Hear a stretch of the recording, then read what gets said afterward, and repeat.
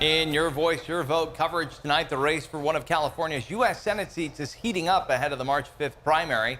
The top four candidates will meet again in another televised debate on Tuesday. And that's exactly 2 weeks before voters go to the polls. The top two vote getters in March advance to the November general election, regardless of party. And so that's resulted in some gamesmanship. I spoke to political analyst Steve Swatt to explain.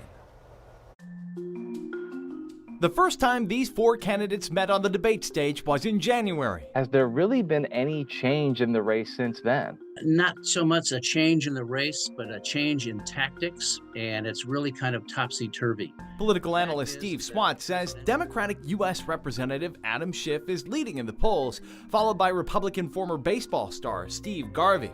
Schiff's Democratic colleagues in the House, Katie Porter and Barbara Lee, are trailing behind. California's so-called jungle primary makes this interesting. We are not guaranteed having one Democrat and one Republican in the runoff.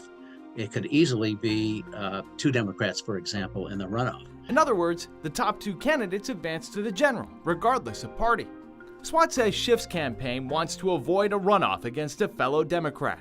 So it's running ads boosting the Republican challenger's profile, thinking he'd be easier to beat in November. Calling him a Trump voter and very conservative in the hopes that Republicans watching those ads will galvanize behind Garvey and push Garvey to the number 2 spot. Meanwhile, Katie Porter's campaign is running ads boosting Republican Eric Early in hopes of knocking Steve Garvey out of the number 2 spot.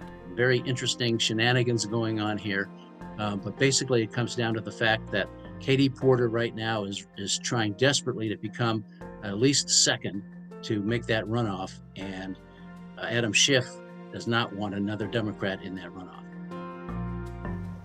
And this, by the way, is the seat held by Dianne Feinstein for more than 30 years until her death last September. Governor Newsom appointed LaFonza Butler to fill the seat. She announced in December that she would not seek election to the seat. And so here are some of the key dates to know ahead of the March 5th primary election. This upcoming Tuesday, February 20th, is the last day to register for the primary.